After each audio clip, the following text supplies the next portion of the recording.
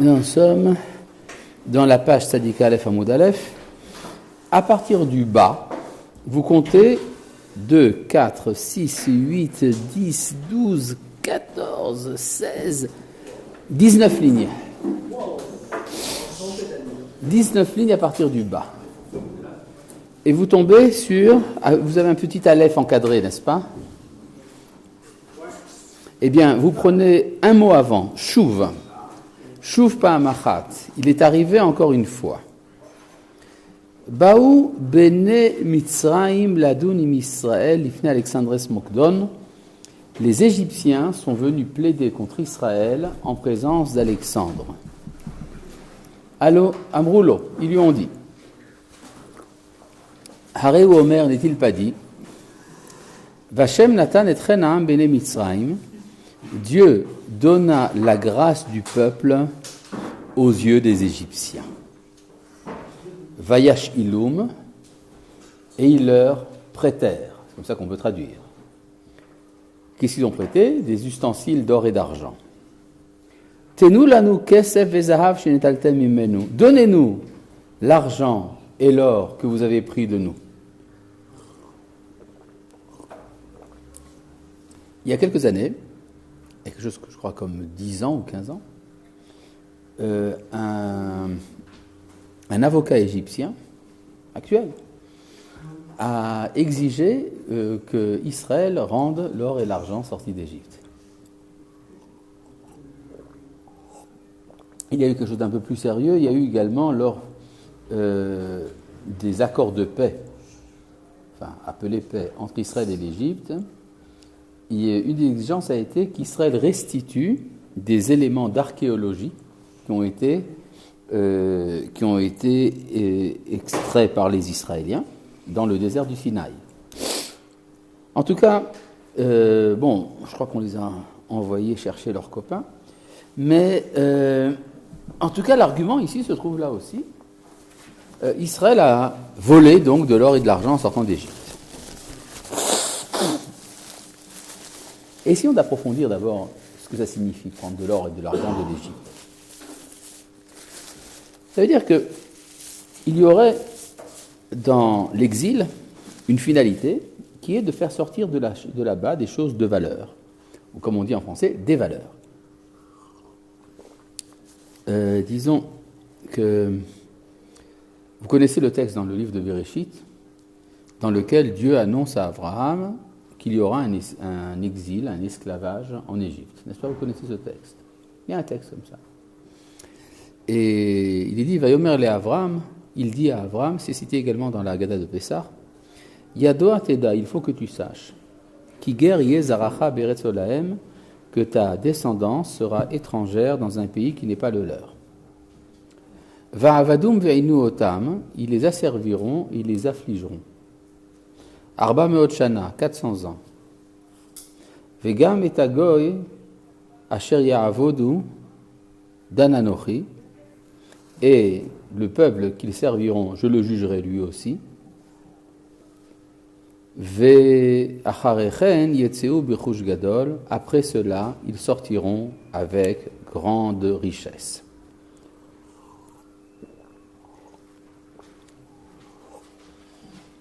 Ça veut donc dire que le pillage des Égyptiens faisait partie du plan divin. Maintenant, si on analyse un peu mieux ces versets que je vous ai cités, ça veut dire quoi exactement? Dieu dit à Abraham, « Mon cher Abraham, je viens t'annoncer que ça va aller très mal pour ta descendance. Vraiment, ils vont souffrir, ça prendra 4 siècles. Mais ne t'en fais pas, mon cher Abraham, parce qu'un jour ils sortiront, il y aura beaucoup d'argent. » Si on fait le bilan de la galoute, d'après ce texte, ça veut dire la chose suivante. Avant la galoute, on était chez nous. On descend en galoute, on n'est plus chez nous. On revient de galoute, on est à nouveau chez nous. Qu'est-ce qu'on a gagné? L'argent. Ça veut dire que la galoute a pour but d'amener des richesses à Israël, si on prend ça sur le plan purement littéral du texte. C'est quand même bizarre, non? Les Juifs seraient descendus en galoute uniquement pour amener de l'argent de là-bas. bizarre. Pourquoi il ne va l'amener d'ici? Hein? Pourquoi il ne va l'amener d'Israël directement? Il n'y avait pas assez d'argent ici, on en a ramené de là-bas. On dit que c'était pas vraiment de. On dit qu'ils allaient ramener des richesses. Ouais, alors avec quoi ils ont fait? Des richesses matérielles. Il y avait des richesses matérielles. Ah, il y avait donc des richesses matérielles. Mais il y avait, comme Hachem a promis des richesses, il a mis des richesses matérielles, mais il y avait aussi d'autres richesses. Oui, mais pourquoi les richesses matérielles? Là, je vais vous poser. C'est un plus. C'est un bonus. Oui. Pourtant, c'est la seule chose qui est mentionnée dans la Torah. Maintenant, je voudrais aller plus loin. À quoi a servi l'or que nous avons fait sortir d'Égypte? J'ai reçu ici pour l'instant 3 réponses, sauf une 4e muette. Certains ne sont pas intervenus. Mais parmi les 3 réponses que j'ai reçues, on peut signaler celle qui dit que ça a servi au Vaudor, celle qui dit que ça a servi au Mishkan, et celle qui dit les deux. Comment? Et Aaron HaKodesh, ça fait partie du Mishkan. Donc nous avons ici pour l'instant 3 réponses. L'une qui dit que ça a servi au Vaudor, autre réponse qui dit que ça a servi au Mishkan, 3e réponse qui est les deux. Mais non, laquelle des 3 réponses est vraie? Celle des... Non, la 3e donc, pas les deux. Oui. Bon. En tout cas donc, ça veut dire que on se sert de l'or de l'Égypte pour faire le Mishkan. Commençons par ça, le Mishkan. Le Mishkan, ça veut dire quoi exactement? C'est le lieu où Dieu réside. Quelle que soit la manière de comprendre ça, c'est quelque chose d'absolument énorme. Énorme. L'or de l'Égypte est susceptible d'amener la présence de Dieu sur terre. C'est donc que l'Égypte, c'est pas n'importe quoi. L'Égypte, on peut dire, c'est la plus grande des civilisations de la terre. Elle est capable de donner naissance au temple des Hébreux. Wow. Nous avons dans le livre de Kohelet une petite phrase, Betzel ha-chokhma, Betzel ha-kesef. À l'ombre de la sagesse, à l'ombre de l'argent. C'est-à-dire, il y a toujours dans toute civilisation un support matériel à des valeurs.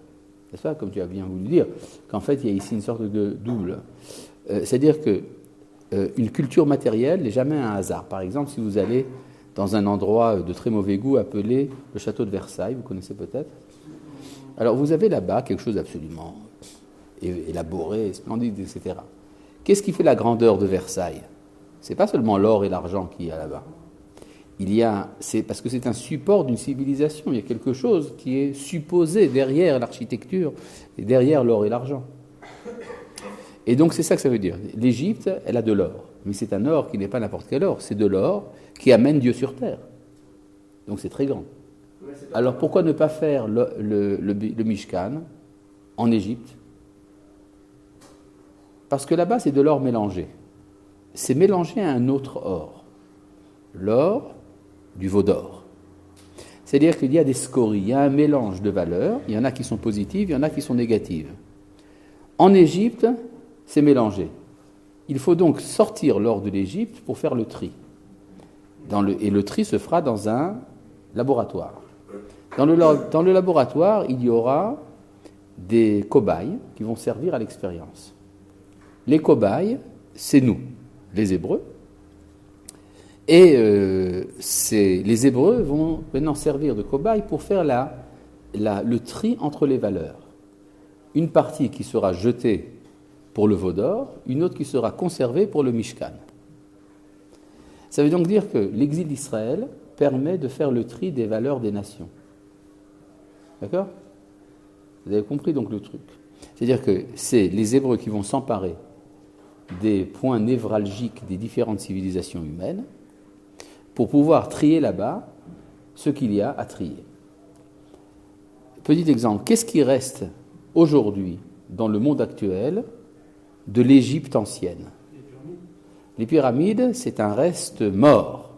Je cherche quelque chose de vivant. Oui, qu'est-ce qu'il reste de vivant de l'Égypte ancienne dans notre monde? Le peuple d'Israël. Nous sommes les derniers des Égyptiens, c'est nous. C'est-à-dire, la trace de ce qu'était l'Égypte est restée dans notre identité collective. Oui, exactement. Je commence par les Égyptiens. Remarquez une chose intéressante, c'est que nous portons tous les matins, sur notre front, au-dessus de notre front, un ornement égyptien. Oui, nous portons un ornement égyptien de forme carrée, sur notre occiput. Non, pas sur l'occiput, sur notre tête. Voilà. Là. D'accord ? Effectivement, je ne sais pas si vous avez déjà vu des statues égyptiennes. Vous avez déjà vu des statues égyptiennes ? Ils ont un petit serpent là-bas, exactement. Ils ont un petit serpent, et la Torah a transformé ce serpent en cube. Et bon, il y a des civilisations symboliques à tout ça, mais ça veut dire que l'écorce d'où Israël va sortir, c'est l'Égypte. Donc ce qu'il reste de l'Égypte, c'est nous. D'accord ? De même, qu'est-ce qui restera un jour de l'Europe ? Ce que Israël gardera de la civilisation européenne. Un exemple parmi tant d'autres. Le régime démocratique. Est-ce que c'est bien ou est-ce que c'est mal ? C'est mal. Non, c'est bien, on voit aussi dans l'Israël en tant que monarque. Nous avons pour l'instant donc deux réponses possibles.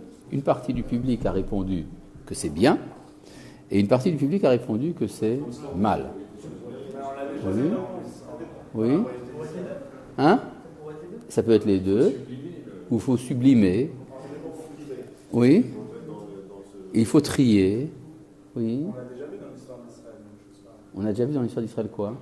Que même s'il y avait une royauté, il y avait une certaine démocratie dans la royauté. Donc c'est du bien, tu dis. Bon, en tout cas, ce que je veux dire, c'est, dans le même ordre d'idée, il y a un tri à faire dans les valeurs. Et ce qui restera de la démocratie, c'est ce qu'Israël en conservera. C'est-à-dire que ça explique aujourd'hui pourquoi est-ce qu'il y a tellement de conflits de culture en Israël. Ce qu'on appelle en allemand Kulturkampf. C'est-à-dire, il y a une guerre de culture et chacun est violent là-dedans. Chacun amène un élément de culture et dit, ça c'est une pièce d'or, pour le veau d'or, il faut la jeter. Et l'autre dit, mais non, tu es fou, ça peut servir pour le Mishkan, il faut la garder. Et comme l'or, c'est quelque chose de cher, alors la lutte est violente. D'accord ? C'est ça qui se passe dans la société israélienne. Nous sommes une sorte de laboratoire de tri des valeurs de l'humanité. Conclusion, l'humanité doit nous remercier de lui avoir chipé l'or. D'accord ? Tout ça, c'était en introduction à ce que nous allons voir maintenant. Amar Geviha ben Pesissa la Chachamim. Alors Geviha ben Pesissa dit aux sages, le même qu'on a vu déjà plus haut. Tenu li reshut ve'eler ve'adun immahem lifnei Alexandros. Donnez-moi l'autorisation d'aller plaider avec eux en présence d'Alexandre. Im yenatzruni, s'ils me vainquent, imru lahem, vous leur direz, hediot shebanu nitzartem. C'est un simple particulier de parmi nous que vous avez vaincu, parce que Geviha ben Pesissa, comme vous le savez, ne siégeait pas au Sanhédrin. Pourquoi il ne siégeait pas au Sanhédrin ? Parce qu'il était bossu. Or, quand on a une infirmité physique, on est disqualifié pour siéger dans le Sanhédrin. Donc, il est un simple kidam.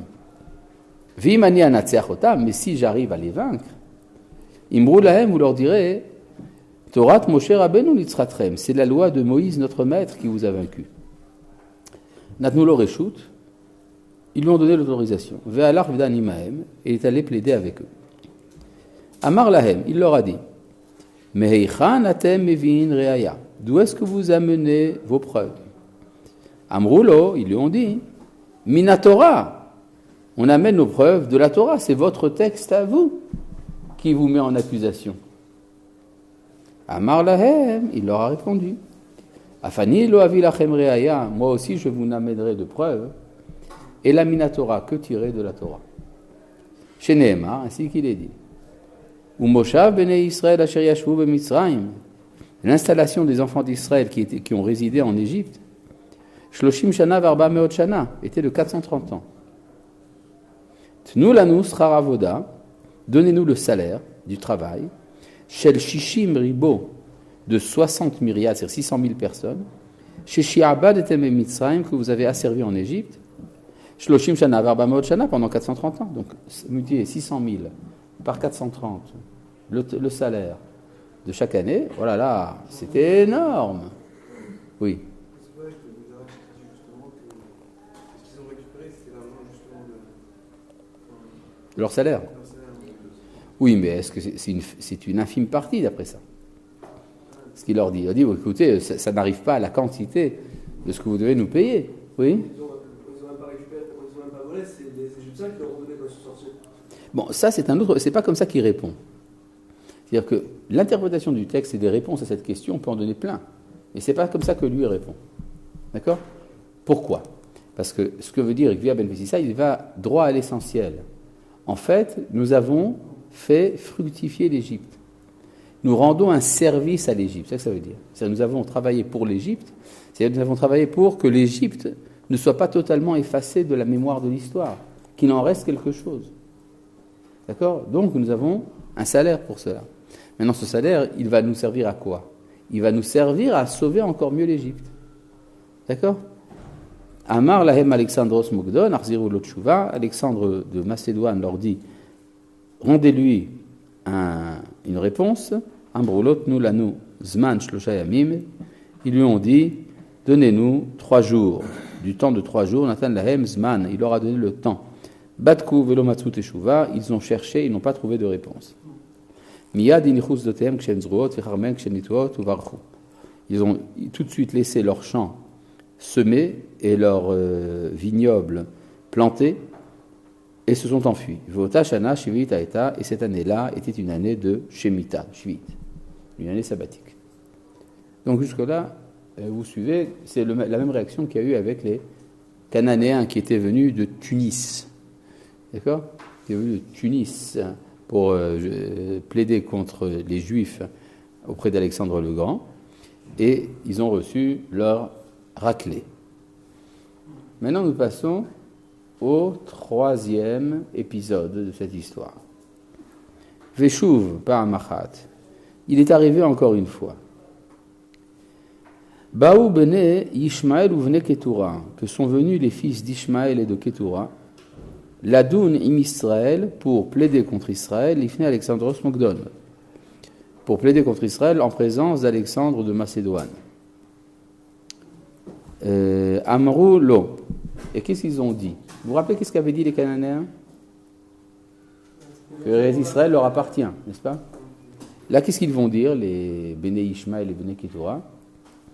Ils ont dit, Eretz Kenaan, le pays de Kenaan, Shelanu veshelachem, c'est à nous et à vous.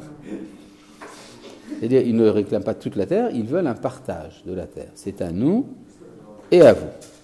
Dirtiv, sur quoi se base-t-il pour dire une chose pareille ? Ainsi qu'il est dit, Ve'ele Toledot Ishmael ben Avraham. Voici les engendrements d'Ishmaël, fils d'Avraham. Urtiv, et il est dit, Ele Toledot Yitzhak ben Avraham. Voici les engendrements d'Yitzhak, fils d'Avraham. Bon, ce texte est assez intéressant parce qu'il est écrit à une époque où les fils d'Ishmaël étaient insignifiants dans l'histoire. Ça se passe au temps des Tanaïm, et même en supposant que c'est écrit par la Guémara, c'est toujours avant l'expansion de l'islam. À moins qu'on dise que ce texte a été interpolé plus tard, difficile à savoir. Mais en tout cas, il y a ici une argumentation très sérieuse de voir que la Guémara amène les arguments de nos opposants comme un débat au sein du Beth Midrash. C'est-à-dire qu'on prend toujours au sérieux les affirmations de l'adversaire. On les prend au sérieux, même pour les réfuter. Mais il faut en parler. Et on ne peut pas dire c'est des bêtises, n'écoutez pas, ça vient des goïms. Non, ça vient des goïms, ça doit être discuté, débattu. Alors, qu'est-ce qu'ils disent ? Le pays de Canaan est à nous et à vous. Et pour le dire, il se base sur 2 versets. Les engendrements d'Ishmaël, fils d'Abraham, les engendrements d'Israël, fils d'Abraham. Que signifient les 2 versets en question ? D'habitude, on sait que Yitzhak est un fils d'Abraham. C'est écrit en toutes lettres dans la Torah. N'est-ce pas ? Et les Toledot, Yitzhak, ben Abraham. Voici les engendrements d'Yitzhak, fils d'Abraham. Mais le chidouche, s'il y a un chidouche, c'est de considérer Ishmaël comme étant un fils d'Abraham. Pourquoi c'est un chidouche ? Parce que dans le débat entre Sarah et Abraham à propos du sort qu'il faut réserver à Ishmaël, quand elle dit qu'il faut renvoyer Ishmaël, Abraham n'est pas content. Il est écrit en toutes lettres « Vayera hadavar bene Avraham alodot beno ». La chose déplut beaucoup à Abraham à propos de son fils. C'est quoi son fils ? C'est Ishmaël. Et alors, Dieu se révèle à Abraham et lui dit, non, tu n'as pas à te mettre en colère. Tout ce que te dit Sarah, tu dois le faire. Kola sher tomar lecha Sarah shma vekola. Tout ce que te dit Sarah, il faut que tu entendes sa voix. Ki be Yitzhak yireh lecha zera, car c'est par Yitzhak que sera considérée ta descendance. Vegam et ben Hama, quant au fils de la servante, les goy étaient assis, mais nous, j'en ferai de lui une nation. Kizaracha ou, car il est ta descendance.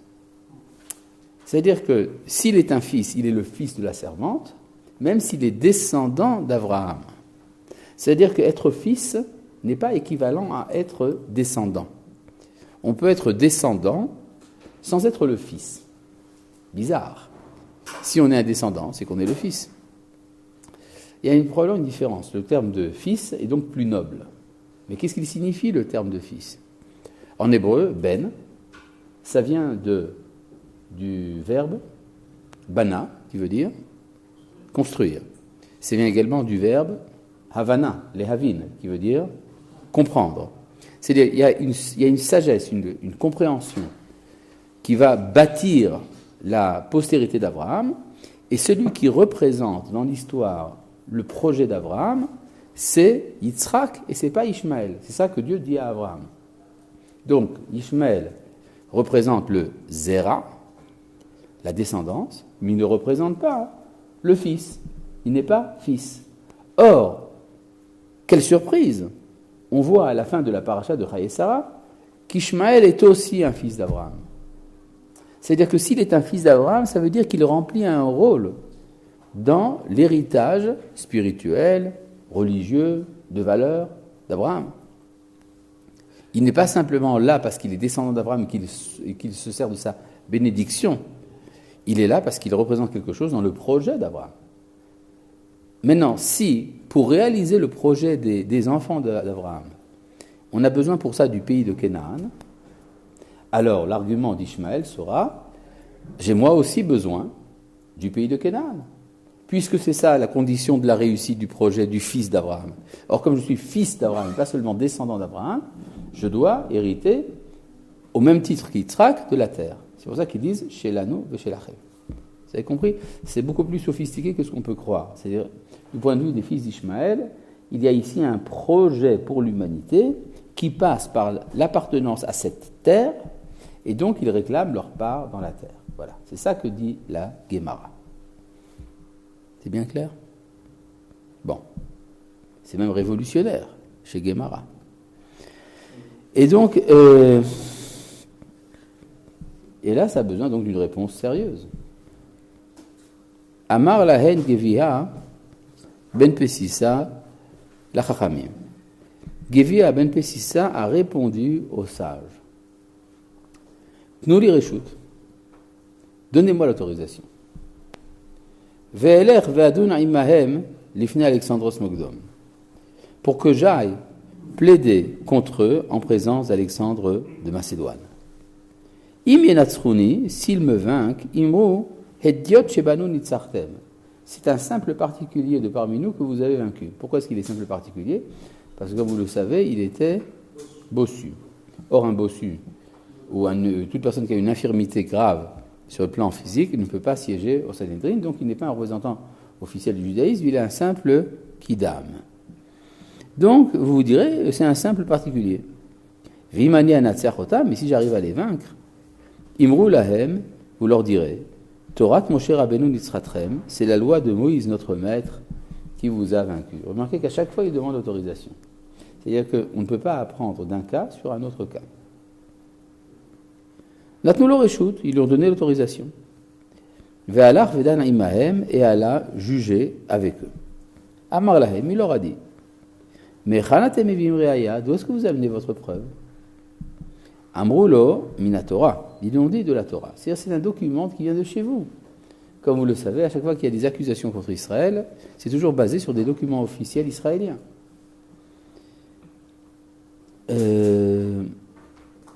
Amrulo minatora. Amar lahem, il leur a répondu, Afani lo avireaya, et la minatora. Si c'est comme ça, moi aussi je n'amènerai de preuves que tirées de la Torah. Chez Nehemar, ainsi qu'il est dit, Vaïten Avraham et kol asher lo le Yitzhak. Avraham donna tout ce qu'il possédait à Yitzhak. Velivne apilakshim asher le Avraham. Quant au fils des concubines d'Avraham, Nathan Avraham matanot. Avraham leur a donné des cadeaux. Av shenatan legatin levanav. Un père qui a donné des legs à ses enfants. Il y a écrit ici agatin, mais dans les manuscrits, il y a écrit legatin. Legatin, ça vient du latin legatum. En français, des legs. D'accord ? Un père qui a légué à ses enfants, bechayav, de son vivant. Veshiger ze me'al ze. Il les a renvoyés l'un d'auprès de l'autre. Klum yesh la ze al ze klum. Y aurait-il encore des exigences de l'un envers l'autre?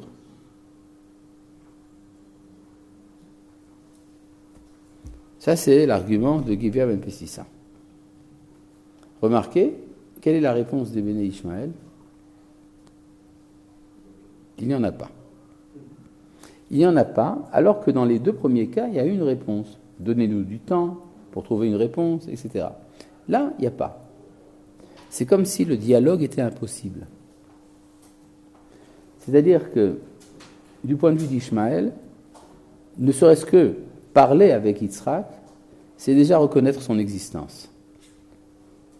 Or, pour Ishmaël, il n'y a de statut véritable de fils d'Abraham que si le fils de la légitime n'existe pas.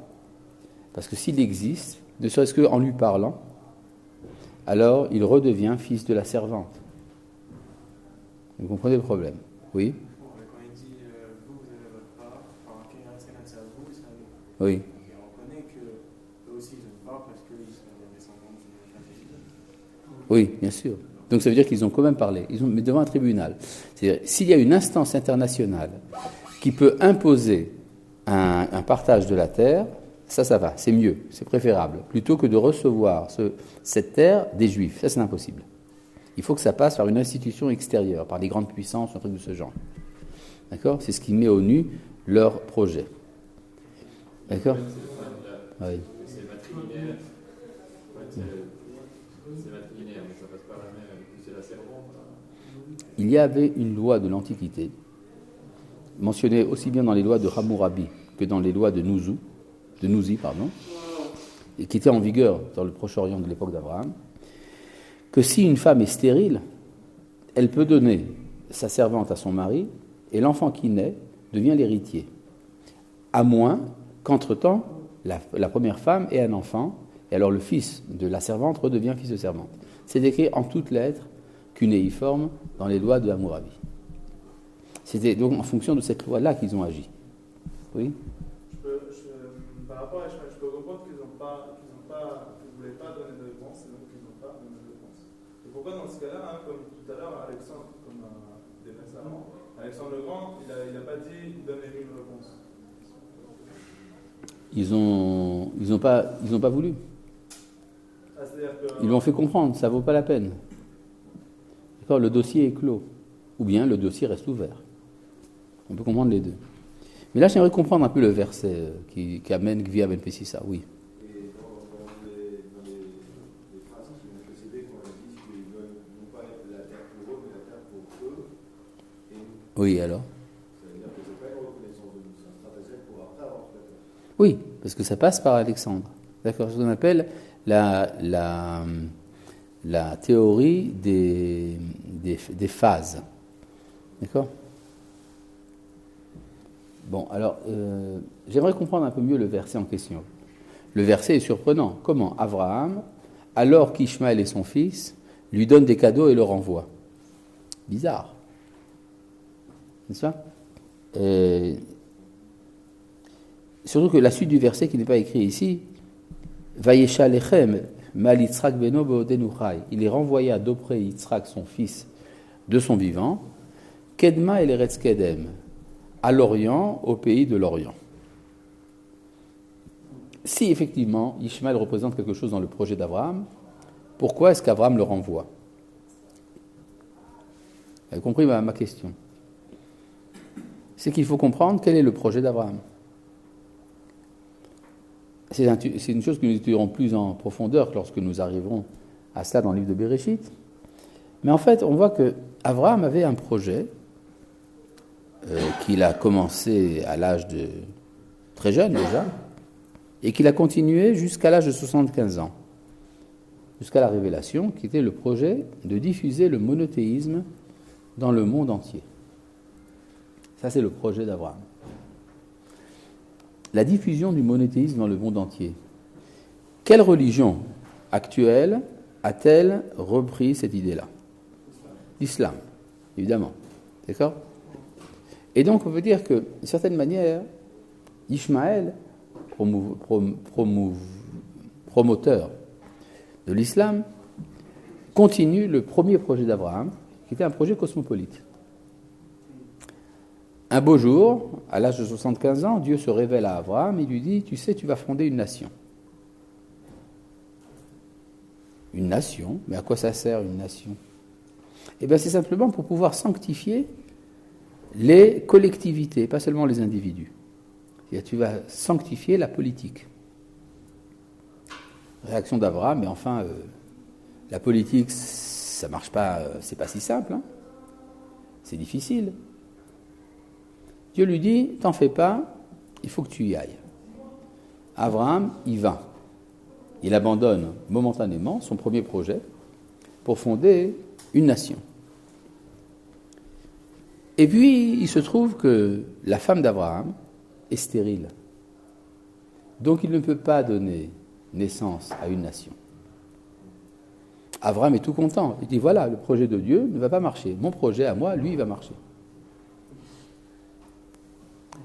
Et un beau jour, Sarah lui dit, tu sais, Abraham, j'ai une idée pour toi.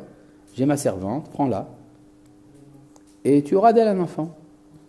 Abraham prend la servante, il a un enfant, qu'il appelle Ishmaël.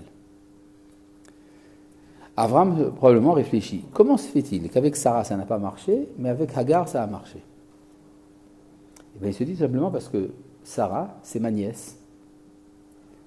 Et donc, si je donne naissance à une nation avec ma nièce, ou avec ma sœur, qu'il l'appelle comme ça veut dire que ça va rester en vase clos. Toute cette histoire va rester particulariste.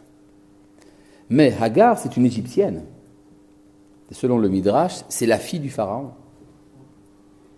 Et donc, je vais fonder une nation, c'est vrai, elle sera particulière, mais elle sera le fruit de la contribution de la plus grande des civilisations de l'époque.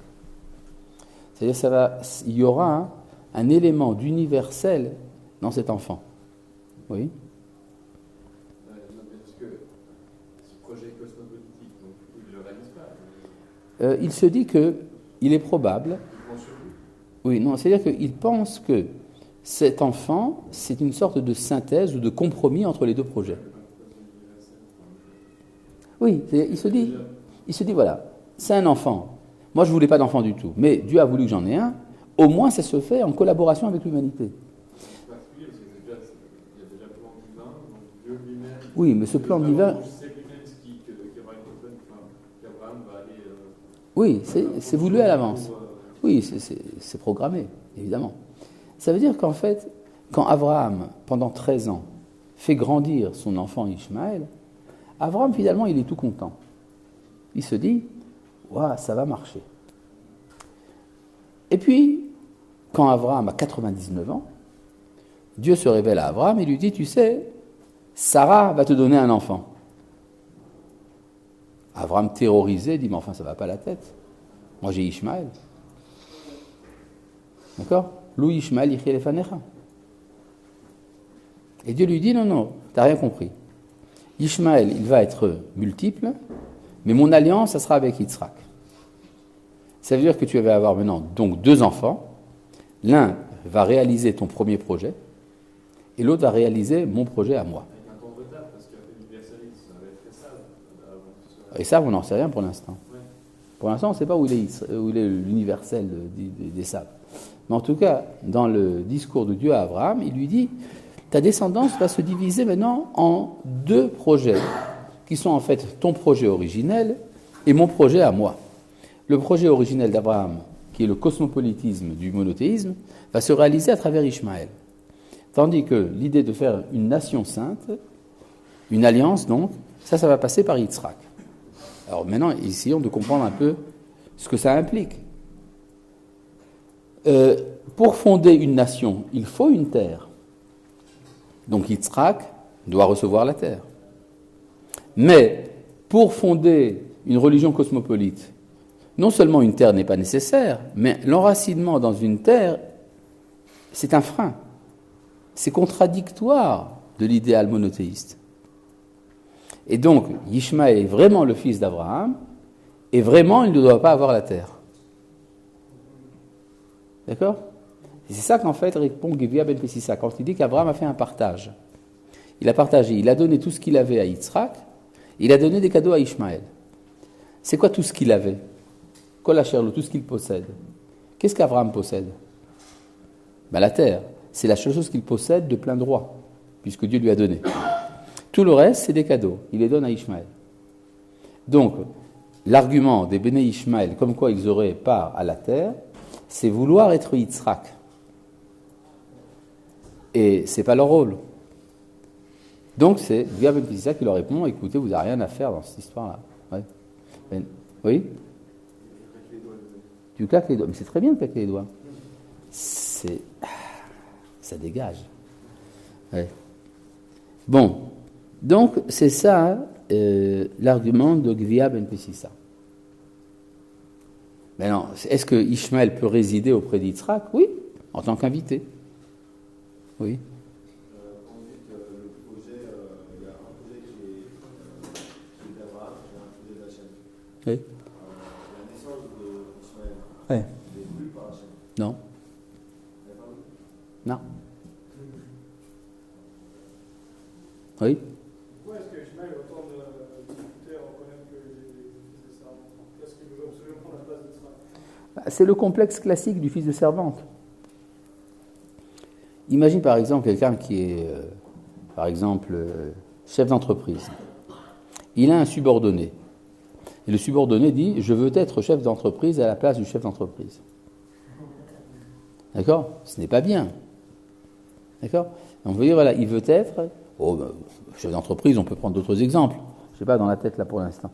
Mais en tout cas, calife par exemple. D'accord ? Imaginez un grand vizir qui veut être calife à la place du calife. D'accord ? Par exemple, c'est classique du fils de servante. Ce qui fait que dans l'identité d'Ishmaël, il y a toujours une négation de l'autre. Il y avait un goy dont vous avez peut-être entendu parler du nom de Ahmed Ben Bella. Vous avez entendu parler ? Il était le premier président de la République algérienne après le départ des Français. Il s'est fait très rapidement descendre du pouvoir par Houari Boumedienne et qu'il a mis en prison. Après 20 ans de prison, Ben Bella sort de prison. Il se fait interviewer par la presse internationale. Oui. Et l'interview est assez surprenante. Il dit, il parle de tout un tas de choses, il parle des Français, des Arabes, des Juifs, etc. Et il dit, si un jour les Arabes sont capables de développer une bombe atomique, je soutiendrai son emploi pour détruire, pour détruire Israël. Alors, le journaliste lui dit, mais enfin, vous vous rendez compte de ce que ça veut dire ? C'est la guerre mondiale. Si vous employez la bombe atomique, vous avez une guerre mondiale. Alors, réponse de Ben Bella, oui, je sais bien, mais il n'y a pas le choix. Parce que pour nous autres, les Arabes, dit-il, la négation de l'autre est la condition de notre identité. Il l'a dit. C'est absolument incroyable. C'est-à-dire que Ishmaël ne peut exister que s'il nie que l'autre existe. Non, pas du tout. Non, mais pas. Non. Les peuples se définissent comme étant les ennemis d'un autre peuple. Mais donc l'autre peuple a une existence réelle. Par exemple, pour la chrétienté, Israël, ça existe. D'accord ? Simplement, ils sont remplacés. D'accord ? C'est pas du tout la même chose. Et donc, c'est ça, oui. S'ils ne veulent pas reconnaître, c'est parce que s'ils ne veulent pas reconnaître, par exemple, sans message aujourd'hui, ils ne veulent pas reconnaître un état juif, c'est comme si reconnaître un état juif, pour eux, c'est comme s'il faut, c'était leur religion. Exactement. C'est-à-dire reconnaître l'existence même de la nation d'Israël, c'est déjà remettre en question notre statut. Il y avait un parlementaire israélien, un membre de la Knesset, du nom de Azmi Bshara. Vous avez entendu parler de lui? C'est un traître à Israël. D'ailleurs, il a pris la fuite. Il est aujourd'hui à l'étranger. Et parce qu'il allait être arrêté pour espionnage en faveur de la Syrie. Enfin, membre de la Knesset quand même. Azmi Bshara. Et je me rappelle très bien qu'un jour, il s'était fait interviewer, quand il était encore membre de la Knesset, député. Et il s'est fait interviewer par un journaliste israélien. Bon, par définition, un journaliste israélien est censé ne rien comprendre au judaïsme, à l'islam, tous ces machins-là. Et Azmi Bshara lui dit, mais enfin, tu sais, tout le monde sait très bien que le peuple juif, ça n'existe pas, que c'est une invention des sionistes pour déposséder les Arabes. Alors le journaliste israélien complètement abasourdi nous dit, mais enfin, c'est n'importe quoi, il y a un peuple juif. Et Bshara lui répond, mais non, tout le monde sait très bien que c'est une blague. Alors, le journaliste israélien a probablement pensé que Bshara était un peu dérangé quelque part. Il n'a pas compris qu'il exprimait en cela quelque chose de très profond dans l'identité musulmane. Oui. Hein? Oui, le négationnisme dans les deux sens du terme. Tu peux écrire négationnisme avec un S. D'accord? Ouais, très bon. Donc j'aime bien ta vanne. Elle est très bien pensée, très bien pensée. Ouais, bon. Oui. Non, jamais. Il n'y a jamais eu dans l'histoire de dialogue judéo-musulman. Non plus. Il y a quoi?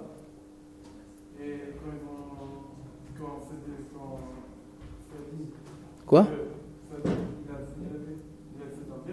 Qui? À l'Égypte, oui, Anwar Sadat. Alors Sadat, effectivement. C'était assez exceptionnel, d'ailleurs c'est pas pour rien qu'il s'est fait assassiner. Non, c'est vrai, il faut bien comprendre une chose. C'est-à-dire que ce qui peut être admis dans le dialogue avec Israël, c'est l'intervention des fils de Esav, c'est-à-dire l'Occident, peut imposer sa loi, mais surtout pas que cet État, s'il y a un État palestinien, Hasbe Shalom, qu'il soit donné par Israël. C'est impossible de leur point de vue, parce que ça voudrait dire reconnaître l'existence d'Israël. Et c'est pas pour rien d'ailleurs que notre Premier ministre a posé comme condition du dialogue avec les Palestiniens la reconnaissance du caractère juif de l'État d'Israël. Ce à quoi a répondu Mahmoud Abbas, jamais. Jamais il n'acceptera de reconnaître que Israël, c'est le pays des Juifs. Intéressant, quand même. Oui. Je ne sais pas qui est l'orientaliste qui a glissé ça dans l'oreille de Netanyahou, mais enfin, c'est ça qu'il a compris. Bon.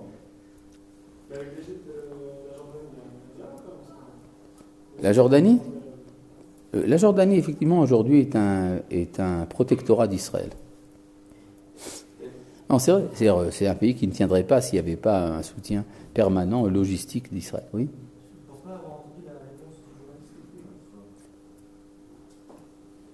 Ah ben, il n'a pas donné de réponse. Il était simplement époustouflé. Il a dit, mais enfin, c'est pas vrai. Il a dit, mais non, tout le monde sait très bien que c'est une blague. C'est tout. C'est comme ça que ça s'est passé. Oui, donc, en tout cas, il y a ici une division de la postérité d'Abraham entre Ishmaël et Yitzhak. Et c'est ça que Gvir Ben Pessissa vient présenter devant les instances internationales. Leur expliquer qu'en fait, il y a ici deux devenirs historiques tout à fait différents, des civilisations différentes. Oui. Il y a encore une négation de l'humain, en tant que tel. Non, absolument. On dit que les cadeaux, ils peuvent de la terre. Alors, est-ce qu'on doit comprendre que sous-jacent, que derrière la terre, il n'y a pas personne? Ils sont encore l'empire de ça. J'ai rien compris. Vous avez parlé, vous avez fait une référence à fait du plus tard historiquement où il y a une négation de l'autre. De l'existence de l'autre, oui. Oui. On ne peut pas encore vraiment parler de ça, puisque on parle de terre. Oui, mais attends, c'est quoi l'autre? C'est quoi Yitzhak? Yitzhak n'est pas une religion. Yitzhak est une identité nationale. C'est ça qui est nié. Oui. Oui. Disons comme ça, qu'on voit dans l'histoire, c'est bon, ça demanderait des textes plus larges, mais il y a un point très important, c'est que depuis 1300 ans à peu près, les enfants d'Ishmaël ont fait teshuva par rapport au Dieu d'Abraham, quand ils ont quitté l'idolâtrie. Ils n'ont pas encore fait teshuva par rapport au Dieu d'Yitzhak, puisqu'ils revendiquent la terre. Oui ? D'accord. Maintenant, l'histoire des cadeaux, c'est quelque chose à étudier. Nous le ferons Bezrat Hashem la prochaine fois. Shalom.